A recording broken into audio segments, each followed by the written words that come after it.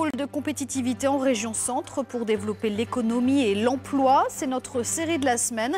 Aujourd'hui, gros plan sur Dream qui travaille sur la gestion des ressources en eau.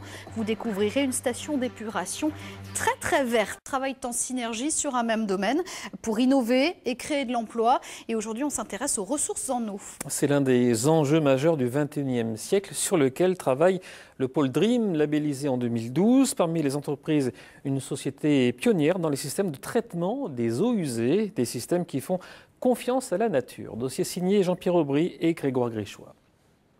Nous sommes à une assemblée générale de l'association Dream, le dernier des pôles de compétitivité labellisés en 2010. Dream signifie durabilité de la ressource en eau associée au milieu. Ses membres sont des chercheurs et des responsables d'entreprises spécialisés dans ce secteur. Thème de la réunion, trouver des outils pour évaluer la qualité de l'eau.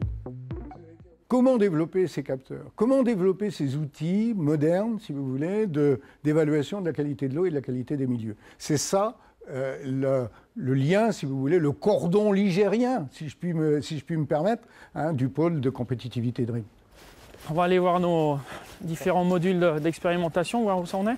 Oui. Parmi les projets retenus par le pôle, Fitoria, un concept de station d'épuration écologique qui utilise les roseaux pour filtrer les eaux et matières de vidange. Ici, nous sommes au centre expérimental de l'entreprise Jean Voisin, où on met en scène et en situation tous les produits de phytoépuration qui sont destinés à créer de l'épuration écologique au sein des communes et des différentes sociétés qui ont des problèmes d'épuration dans l'entreprise.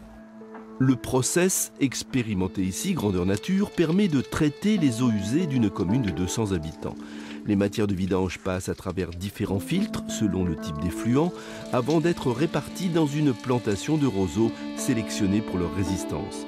Les boues sont naturellement déshydratées et compostées par l'action conjuguée des bactéries et des végétaux.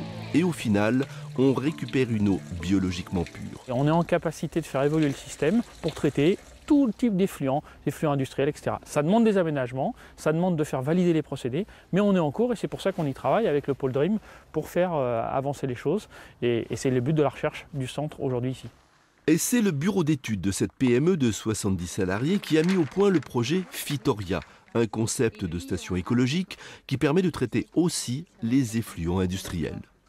L'objectif est de développer les filières qu'on fait aujourd'hui, des filières naturelles, écologiques, ce qu'on fait pour les communes, pour des eaux usées, des effluents domestiques, et on veut le proposer aux industriels, alors là pour des effluents beaucoup plus compliqués, beaucoup plus chargés, beaucoup plus polluants, et l'objectif est de les traiter également avec les plantes.